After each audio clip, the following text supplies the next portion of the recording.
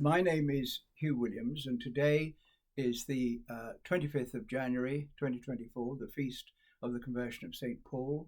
I'm the managing director of St. Edward's Press, and the LFSPN have asked me to present this video, which is an interview in which I'm asked certain questions about my life and various things, because I'm unable, for health reasons, to attend in person and be able to meet you all. So I'm sorry I'm not in person, but I'm now ready for the first question. Just tell us a little bit about your background, please. Yes, only two, please do. I was born in 1946. My mother had lost her first husband in the Second World War, and my father had lost his first wife in the Second World War. They married and they just had me. They already had children, and so I was the sixth of six children. I always called myself the runt of the litter, and was happy to do so. I went to school at a prep school called St Albans, from where I went to Eton, and after Eton I trained to be a chartered accountant. So publishing, when we talk about that, came much later in my life. My home was in a beautiful place called Warrington Park on the borders of Devon and Cornwall. I challenge it. I think it's the most beautiful country, sort of estate park in the whole of England. Beautiful, beautiful scenery. So I lived in the country and loved the country, still love the country. And my father had a herd of Red Devon cattle, which in due course I was going to find myself running a herd of Red Devons. Perhaps you might say something about your career, where you were living, rural life that you have enjoyed, and the work you've done in the countryside, and indeed the education of your family. I trained as an accountant, and I qualified in 1970, and I hated my training and I hated London, and decided in 1971 to leave London and head back to Cornwall, or the borders of Devon and Cornwall. My uncle had recently died and left me some money, and my plan was to go farming. But I started off by having lived in London and not really enjoyed London and led a bad life. I can't pretend that I was a good person at all. I lived with my parents and used the time really as sort of sabbatical. 6 months became 9 months, and looking for a farm to buy. And I eventually found a farm on Dartmoor, a wonderful farm called Lower Willsworth. When I say wonderful, it was just perfect as a place for bringing up children. And I bought this farm as a bachelor. I married Alice, my wife, in 1974. So we're, please God, heading for our golden wedding this year. And we had 5 children, the first 2 of whom we educated at home, and we took them up with the aid of qualified professional help. We took them to GCSE level, and then they went to the local comprehensive school. So we thoroughly enjoyed the business of home education. But living on a farm enabled us to have dogs and horses, and we had sheep and cattle and things like that. At that stage, we're talking about the 70s and 80s. I was I was farming, but I wasn't really hands-on with farming because I had a wonderful partner who helped me, and I was running my accountancy practice from a converted barn on the farm. Quite unusual to have an accountancy practice on the moor. But when my partner died, I then had to do all the farming myself, and I bought a small herd of Red Devons, which for the next sort of 8 years or so I did everything myself and absolutely loved. They're beautiful creatures, very easy to handle, and of course they produce delicious beef. As a breeder, I'd say it is the best beef, but of course there are other breeds like Hereford and Aberdeen Angus. Perhaps just a brief word about how your children benefited from living on the moor and the country life that they grew up with. You remind me of a cartoon, a Punch cartoon that I have upstairs. And for those who don't know what Punch was, it was a sort of predecessor to Private Eye, but a much smarter and kinder predecessor to Private Eye. And it had this wonderful cartoon that my grandfather bought. I don't know if you've seen it, but it produced a very elegant young lady and a little boy. And she says to him, "Bobby, what are you going to do when you grow up?" And Bobby says, "I don't know what it's called, but it's living in the country with lots of horses and dogs and all that," which I've always thought was absolutely charming. And it actually reflects my ambition. I mean, I think I've been thinking about this discussion that we're going to have, and I think most of my contemporaries who left Eton with me probably had much more ambition than me, of wanting to be either successful in the city or in politics or things like that. And I'm afraid, I hope it's all right to say, my only ambition was to be happy. So I was very much like Bobby. That was what I wanted to do. And thanks be to God, for a long period of my life, that is what happened. Viewers may be interested to know, before we move on to publishing, to hear a bit about your political life. Yes, well, of course, I'm very excited to say today, because I was very close to my father. And 100 years ago, he was elected to Parliament for the Conservative Party. And there's a bit of a centenary there in my life, as it were. While I was in London, I thought, well, I better sort of follow in Dad's footsteps. And I joined the Young Conservatives, and I went and had a few sort of training sessions, being taught how to public speak and all that sort of thing. But in 1973, I decided to go to or maybe it was suggested I went to the Conservative Party conference in Blackpool. And I have to say that week was the dullest of my life. I thought, if this is what politics is, I really don't want any part of it. And so I didn't do any more political work. Although with Alice, we both became quite busy in terms of, do we call it public service? We were Anglicans at that stage. We were hard-working members of the parochial church council. We were also in the parish council. I became deanery, members of the deanery synod. We did all that sort of thing. And I worked on the National Park Committee. If I wasn't doing political work, party political work, I think I was doing political work, if you see what I mean, in my spare time, obviously, but happy to contribute rather than wanting to control. And as an Anglican, towards the end of the 70s, I thought, I loved all the people I worked with. I thought there's not enough going on in this church, the dear church of Peter Tavy, which is where we worship. That was the parish we lived in. That I need more fertilizer for my faith. It's not doing what it should do. And I went to the local vicar, and he said, well, there's a vacancy on the diocesan building committee. And I said, no, I don't want another admin job. I want my faith to grow. And at that stage, I had a very good friend who sadly since died, a man called Jeff Stevens, dear Australian, who we talked about serious things. He was a really, really good friend. And he suggested that I had dinner with a great friend of his called Martin Gwynn. And Martin Gwynn had recently been converted to Catholicism. And so this is in early 1979. We all went out to dinner in Brooks's Club in London. And Martin, being a convert, was he couldn't, like all converts, he couldn't help himself but talking about Catholicism. And I was sort of not expecting that evening to develop in the way that it did. But I was riveted by what he said. And Martin turned to me and said, Hugh, you're half a Catholic already, which was the most extraordinary thing in a way for me, because I'd been pretty unhappy about Catholicism and Catholics generally. And but after the end of the evening, I remember sitting in the train in Victoria Station, waiting to go back to Virginia Water to join my wife and her parents, where I was spending the night or staying for a few days.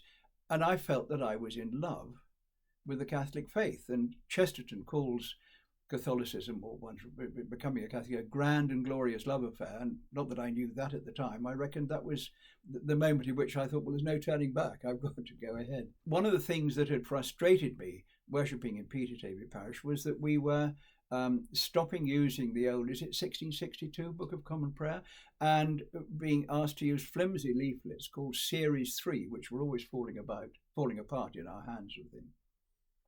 And the moment I saw what the Novus Ordo was, I thought, well, this is Series 3. I don't want anything to do with that.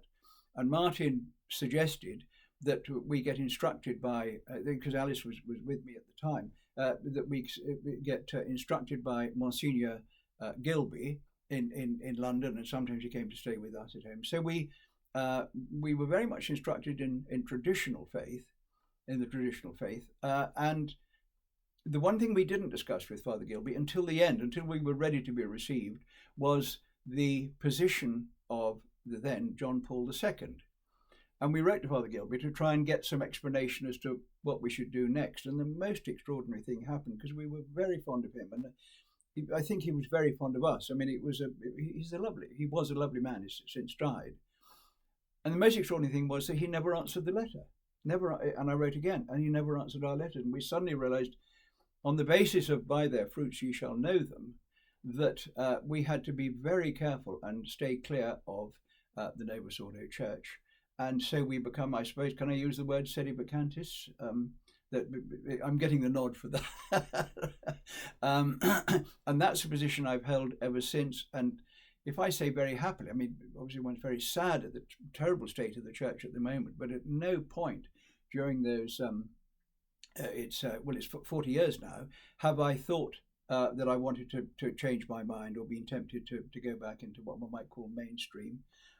I call myself, I don't know if this is the right thing to say, I call myself an unchanged Catholic. In other words, I try to follow exactly what should have been done by a layperson without the aid of priests and the sacraments and things like that before the Second Vatican Council. Having not decided to plough the conservative furrow, I did all these other things as I mentioned. And then in the sort of mid to late 80s, I was beginning to worry about what was going on in the European Union. And I did a bit of research and came across something called Business for Sterling, an organisation which was trying to protect sterling from the EU sort of turning us all in. We didn't have the euro at that stage, but that was the plan. And I found myself talking to, he'd be embarrassed if I mentioned his name, but somebody who subsequently became a government minister, who was the chair of this organisation, said, look, I think I better own up. I want us to come out of the European Union. And he said, that's not what we're about. And so I left them and was sort of worried about what was going on, didn't have a home. And so in the early 70s, early 90s. Yes, that's right. In the early 90s, I must remember my dates. I was getting extremely worried about what was going on, and eventually I was introduced to UKIP, and by my daughter Emily, eldest daughter Emily, who'd been talking to people who were members of UKIP, said, "Dad, I think you better come along and see." And so I did that, and in the 1997 election, having hitherto always voted Conservative, and thinking, well, UKIP is what now offers me what I want politically. I want to vote for them because they stand for what I believe in. And I remember going into the polling station thinking, goodness me, am I the first member of my family not to vote Conservative? Am I going to feel that I've been a traitor when I leave the polling station? And as I came out of the polling station, I actually felt that I'd been cleansed. I'd voted for what I believed in. And of course, UKIP didn't do very well at that stage, 1997. But I kept my interest going. And thanks to Emily, I found myself having to put my name forward we're talking about 2005, that's right, as a UKIP candidate for Southwest Devon. And then in 2010, I did the same again. I kept my deposit, I'm pleased to say. But I thought I won't stand anymore because I'd be really I think I'd been 68 if I'd stood in 2015, which was the next election. But I found myself getting to know various people in UKIP, and was sort of, without really meaning to, going up the ladder a bit. And I eventually found myself as National Treasurer of UKIP, which was a great thrill to look back on the fact that I was National Treasurer of UKIP at the time when in 2015, 2014, I think it was. I can't remember, one of those two elections, we did incredibly well in both. In 2014, we won the Euros, and in 2015, we got nearly 4 million votes. So I'm very pleased to have been part of UKIP at that stage. You've told us something of your background, your career, your journey in faith, and indeed in politics. So let's go back to the 1980s. You were living on your farm in Dartmoor, running your very successful accountancy firm and educating your children. How, in the midst of all of that activity, came St. Edward's Press into being? Well, as they say, I'm very happy you asked me that question, delighted you asked that question, because I was received into the Catholic Church in 1983, and in part one I describe the position that I've taken, a very isolated position in which a number of others also find themselves. And we were practicing our faith in morning and evening prayers and rosary and Sunday worship and all that sort of thing, all done at home. And I was getting frustrated by the fact that I kept missing the feasts of the British saints. The days would go by, particularly St. Thomas More. I'd find, I missed that.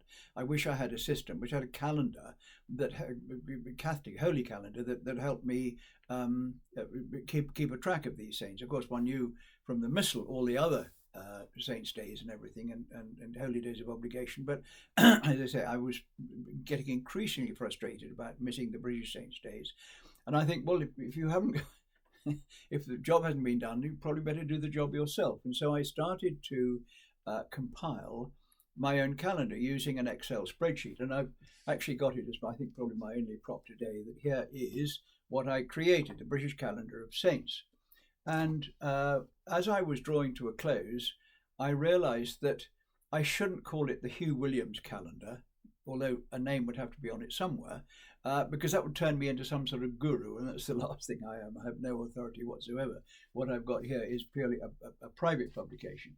And it was, the date was the 13th of October when I asked myself, I wonder whose saint it is today, because maybe we might name this little publication after that saint. And I looked it up and I found it was St. Edward the Confessor.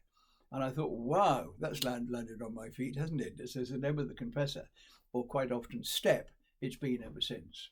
What did you go on to publish after that? How did it grow from a private calendar? I love the way you asked that question, because, of course, none of it was planned, or certainly wasn't planned by me. And what St. Edward's Press did for the next 13 years was produce this calendar for me. And a few people bought it. I'm very happy to provide my inadequate jottings, as it were. But maybe, should I better explain for anybody who wants to see? That's what it looks like inside. It's got the dates, the feasts and the Missal. Can you see? I think you can. Those are the British saints, and those are other saints that I wanted to include. And so that was going on until 2006. And perhaps I ought to explain that. It sounds rather pompous, but I am a published author, not only self-published. And my first book was published in 1988 on company law, a very dull subject, but it was, I think, quite a useful book. And various other books have been published ever since, mainly by Lawpack Publishing, who are a lovely firm of publishers. But I learnt as an accountant that the thing one should never do is charge one's clients by the hour.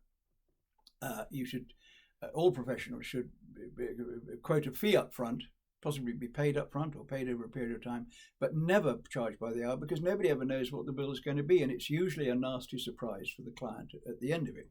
So I switched the whole of our practice to billing up front, and fees were never a problem. If there was a problem, I'd negotiate with the client, but nobody would hurt as a result of billing up front. And so I wrote this book called Life Without Timesheets, but I knew that Lawpack wouldn't be interested in publishing it. And I thought, well, hang on, I've got St. Edward's Press. Why don't we get Life Without Timesheets published by that? And so in 2006, out came St. Edward's Press's first proper book. And then shall I go on to the next one? Please do. Had to wait another 3 years for the next book. In other words, this was sort of, in a way, you could still say St. Edward's Press still hasn't properly woken up or developed. But it's a long story, and I'll try to keep it very short. You probably haven't heard of Marta Andreasen, but Marta Andreasen was the EU's first chief accountant, who was a professionally qualified accountant. And in the early noughties, she was appointed, and she was asked to sign off the accounts that had been prepared by her predecessor, and so she said, well, I better look at these accounts and make sure they're all right. And she found that there was a €200 million fraud in them. And she said, I'm not going to sign these accounts. So she was promptly suspended by the EU. The case was looked into, and she was found to be completely correct, but then sacked for disloyalty to the EU, and she tried to get herself reinstated, and unfair dismissal and all that sort of stuff. Didn't work at all. And for a reason I won't go into the details here, although it's in the book Brussels Laid Bare that St Edward's Press subsequently published, I got to know her, and I told her, I think you ought to get this book published. And so she went to much more grown-up publishers than St Edward's Press in November 2008. And I said, Martha, when you've got some copies, can you let me know, because I'd like to buy some. And she said, well, they'll be ready in February 2009. So I rang her up in 2009, and she said the publishers have pulled out. And so I said, well, I know how to get a book out. I'm not very good at marketing, but would you like me to do that for you, to publish a book? And so that was how St Edward's Press managed to publish, I think, one of the most important anti-EU books, Brussels Laid Bare, that ever was. So that gets us on to me having St Edward's Press having an author other than Hugh Williams. And I believe another followed on the subject of the European Union. There was, the EU on, was it 387 million euros? That was a much bigger, thicker book. It didn't sell, sadly it didn't sell, because it was a beautifully written book. But yes, so I found myself, being approached by other authors, which was very kind. My job when teaching our children at home was to teach them history, and I had never been taught history properly. I don't suppose anybody's really taught history properly. I mean, one of the things that I never understood until I became a Catholic was what a dreadful, awful thing the Reformation was. I thought it was just an event in history, but there's far more to it than that. Anyway, I decided when teaching my children that I would keep the notes that I was giving them to keep on each subject. And as a result, I have a complete set of about 250 notes, 250 topics of the main events in British history. And I used to sort of refer to them a bit, but at least I'd got if I wanted to look up something like the South Sea Bubble, the detail was in about 5 bullet points or so. And then when teaching the next children at home, I thought, well, let's not repeat exactly that process. Let's go through the whole history of the world, because I'm a firm creationist. I'm a young earthist, and so I wrote that. Those were the notes, which I developed in a slightly different way. And I then thought, well, hang on, I've now got a lot of history detail here. I think it'd be quite a good idea to put it into book form. For me, put an index in, and what shall I call it? And I called it From to Us. And I happen to have got a couple of copies of From to Us here. It's a thick book. It's 600 pages now. And the very first section is the index, or over 10,000 lines in the index. Then you've got the next is the story so far, which is the history of the world. Then British history notes, and then every country's got a section of its own. A whole lot of appendices at the end, dealing with things like kings and queens, popes, rulers of Russia, etc., etc. I've probably said far too much about From to Us, but that came out about 10 years ago. And is it worth mentioning that it got you into a little bit of trouble? Yes, it did, because at that stage I was quite sort of senior in UKIP. And, because I'd self-published it, I knew who had got copies. And it was jolly interesting reading the critics, the people who were very critical of it, who I knew had never had a copy. They just sort of jumped on the bandwagon of trashing me.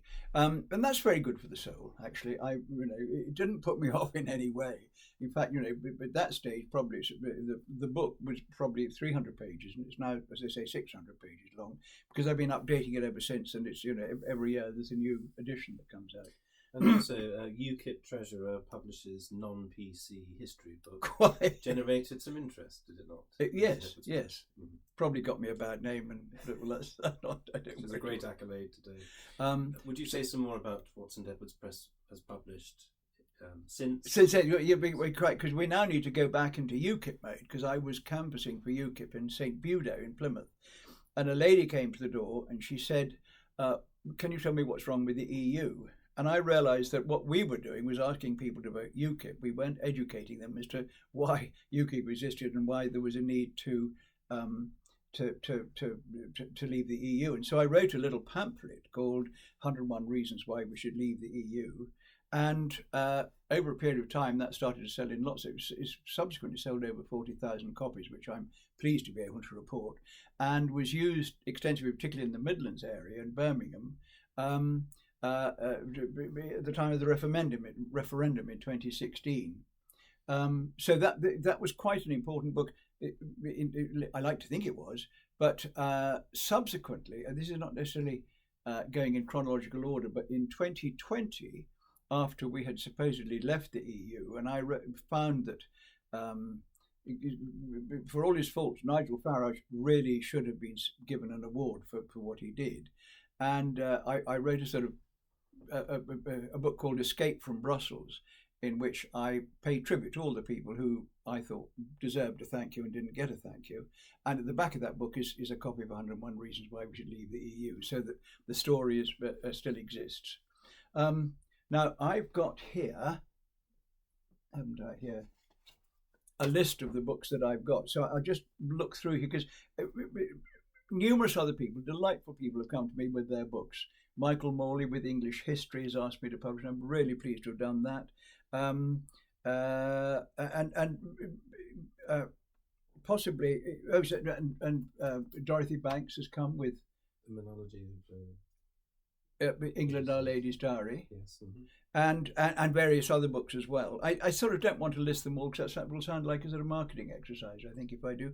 But the arrival of Martin Gwynne as a publisher was very interesting and a great, because Martin Gwynne, you probably know, often under the name of Neville Gwynne, has published Gwynne's Grammar, Gwynne's Latin, and Gwynne's Kings and Queens of of England, I think it's called. I can see the book, we can't read the title from here.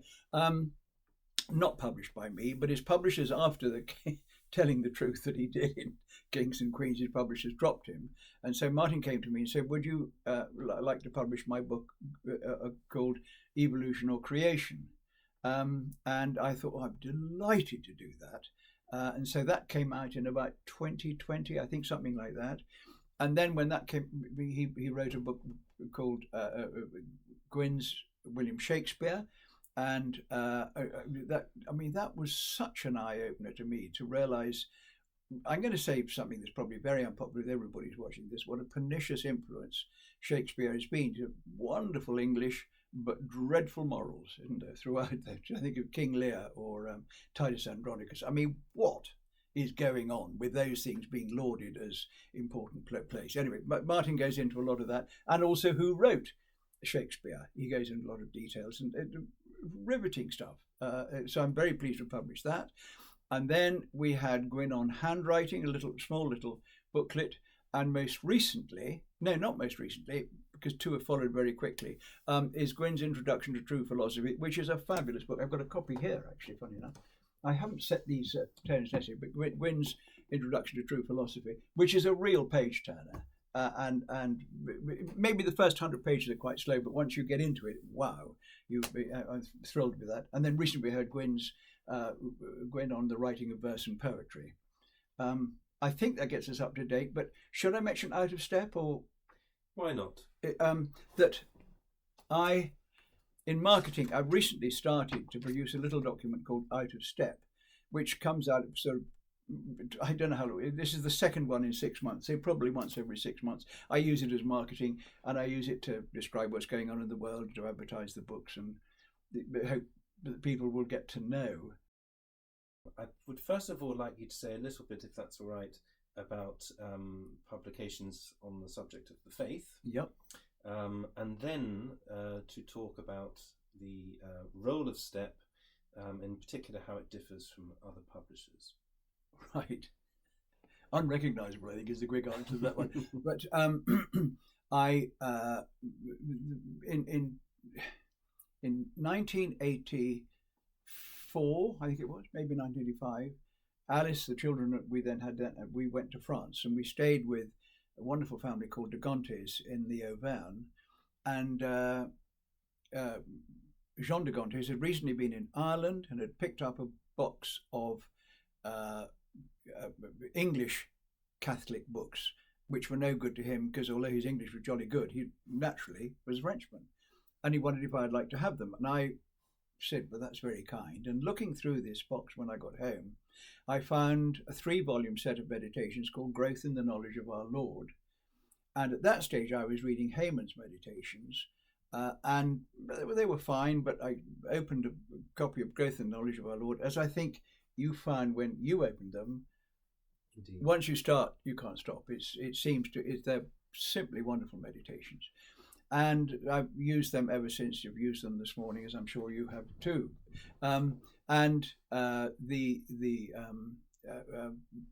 2018, I had a small windfall, and I thought what I'd like to do is to get this work republished, because although I'd bought a few second-hand copies on Abe and markets like that, they were getting increasingly harder to find. And I thought, well, and some of the people who are advertising Growth in the Knowledge of Our Lord were selling books that were not really very helpful. They were not the whole. It's a 3-volume work, this, and so I destroyed one of my sets to get Growth in the Knowledge of Our Lord republished. So I was very pleased in 2018, 2019 to be able to offer that, because I think I had nothing to do with it in terms of writing or anything. I think it's a wonderful, wonderful work. And then subsequent to that, I've also thought, in view of the way the world is going, I'd quite like to it's really getting my thoughts down on paper about what's going on in the world. And so the first we might call Christian book I produced was called Christianity Under Attack.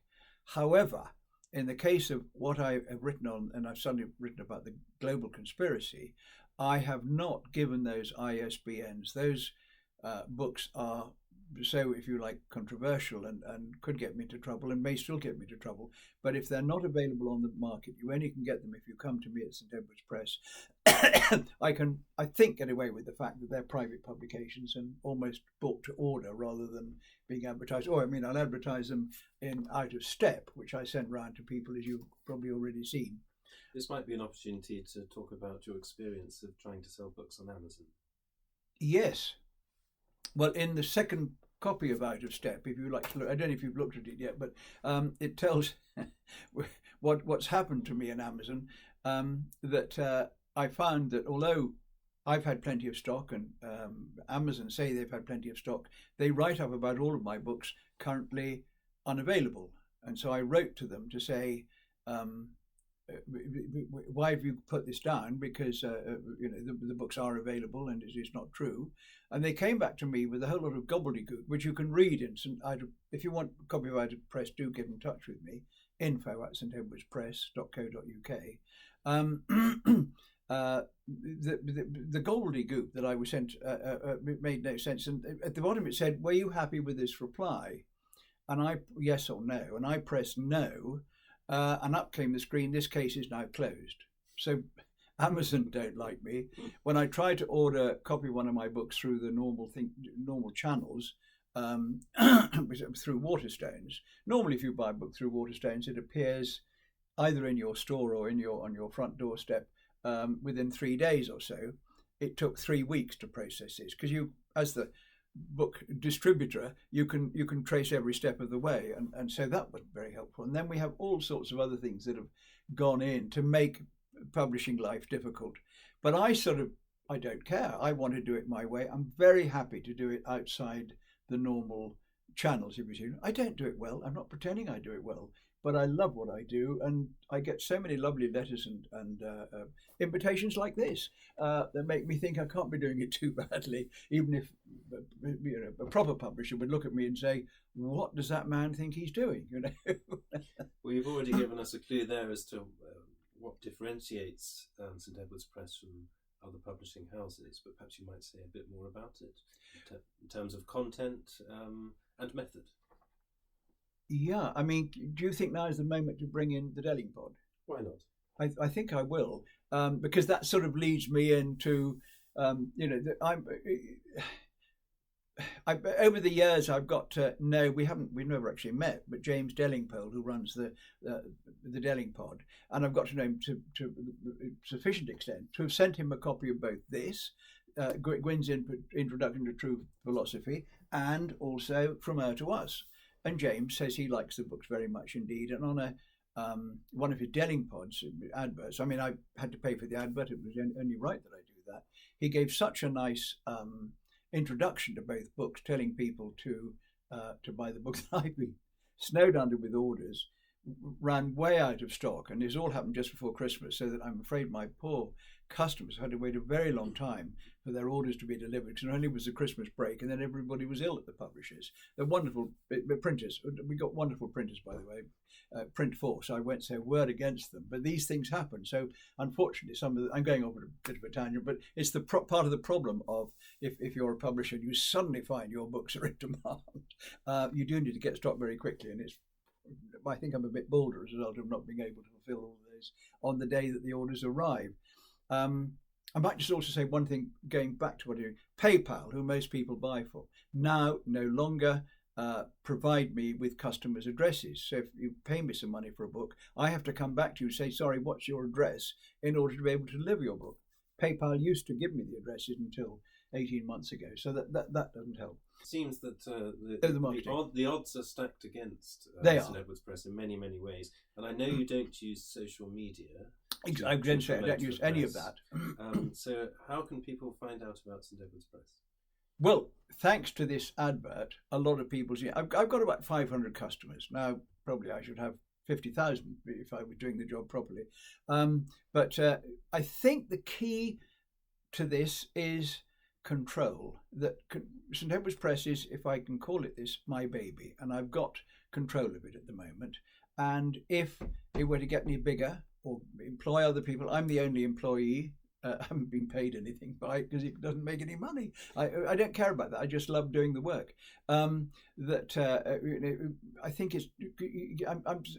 I might be tempted to say more loudly than doing things like this, but the moment you sort of get swept up into the system, and I don't really want that. As you may have gathered, although in principle I'm very well, my energy levels are not good. And if my energy levels start to sink, then I start to get stressed, and I'm wanting to rest. That's why I don't leave home very much. But if St Edward's Press was to start to be, the hottest topic, I would feel uncomfortable about that. But maybe if somebody were to take it on and have staff and could cope with all of that, that'd be great. But I'm afraid Williams is just happy to be idle, I'm afraid. I'm sure that hasn't answered the question, but... May I put a scenario to you? Yeah. I have written a book that is very controversial. I can't find any publisher to even look at it. If I turned to St Edward's Press, what would happen? 3 words, bring it on. I mean, if St Edward's Press tries to publish the truth, and I think it always has to, there's never been a book that's been published by St Edward's Press that I thought, well, I wish I hadn't done that. Obviously, very wide-ranging topics. But I do enjoy, I like to think, try hard to be a truthful person. And when you spot the truth, you can't let it go. Whether it's about, I wrote a book about COVID and realised what was going on there. I write these books for myself. Bamber Gascoigne said that he wrote his Encyclopedia of Britain because he needed it on his shelves. And I think that's true of an awful lot of people who've written books. They wanted the book in print. They didn't care whether it made money or not, but they just wanted it so they could handle it and not have sheaves of paper or files. A book is a lovely thing to hold, I think. And I've never read a book on Kindle. I wouldn't like that. Although a lot of St Edward's Press books are on Kindle, by the way. Don't make any money. I mean, it's just ridiculous. Would it be fair to say that the common thread through all these different subjects is the truth? Please, yeah. I think I've got a mission statement on the website which says that our aim is to publish the truth. I don't know if that's a good enough mission statement, but it's not a bad one, is it? And I know you're keen on all subjects, but particularly anything pertaining to the faith, to point out that you haven't the authority. There are no imprimaturs for these books. That's true. But you make that very clear. So I hope the author isn't under the impression that this is claiming to be authoritative. Exactly. The idea is that the truth of the contents speak for themselves. And also that I know in canon law, one has to be terribly careful about publishing books, particularly books that might include reference to the faith. Well, growth in the knowledge of our Lord certainly does have an imprimatur, and all the others, as I say, which are confrontational,